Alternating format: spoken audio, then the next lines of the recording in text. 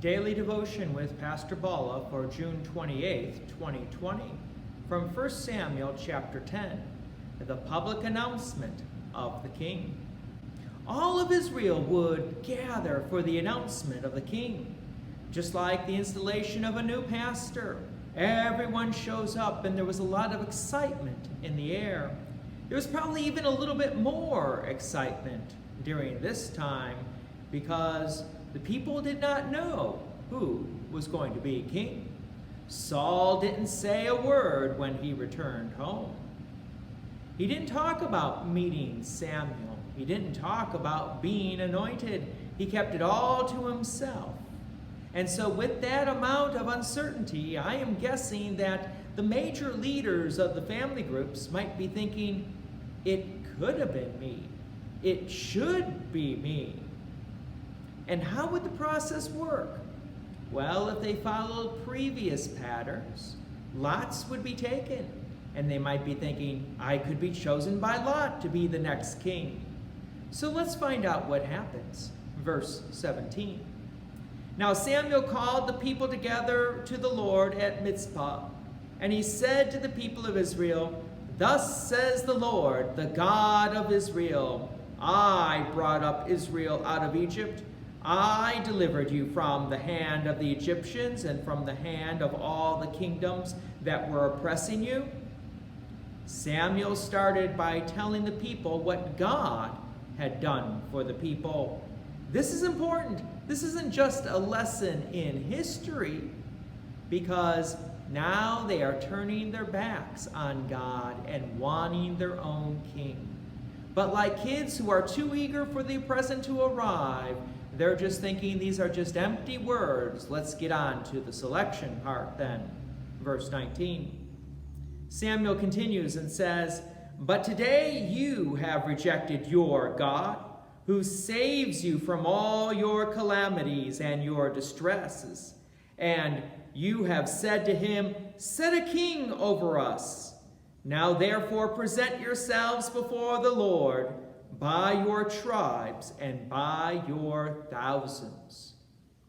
Knowing again the human nature, I'm sure the people missed the part about rejecting the God who saves and delivers them.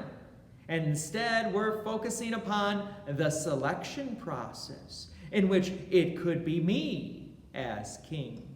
Verse 20. Then Samuel brought all the tribes of Israel near, and the tribe of Benjamin was taken by lot. Here again you have the selections of lots, and the first lot eliminated everyone, 11/12 of the people, so to speak, if everything was equal, and selected the tribe of Benjamin.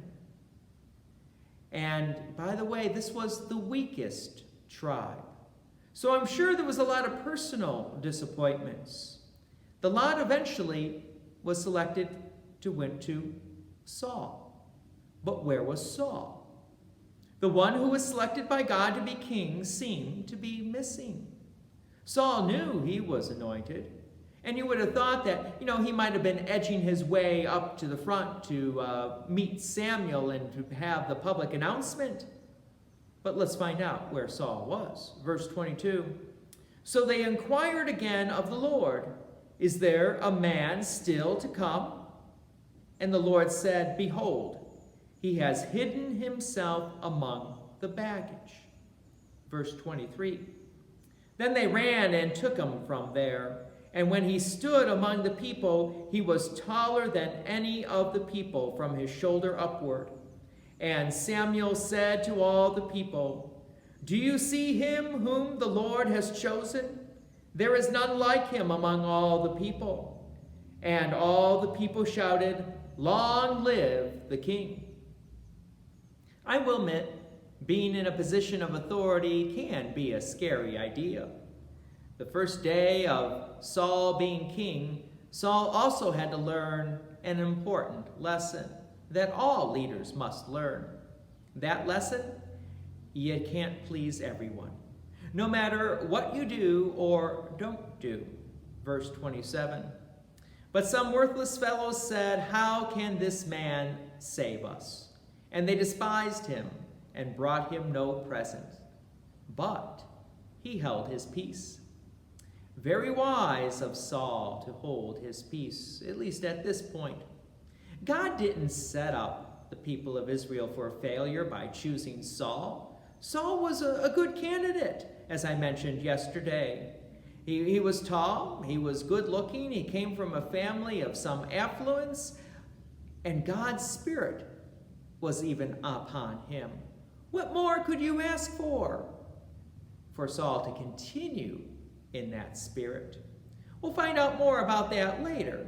So even though the people rejected God at this point by wanting their own king instead of God to being their king, God is still providing for them.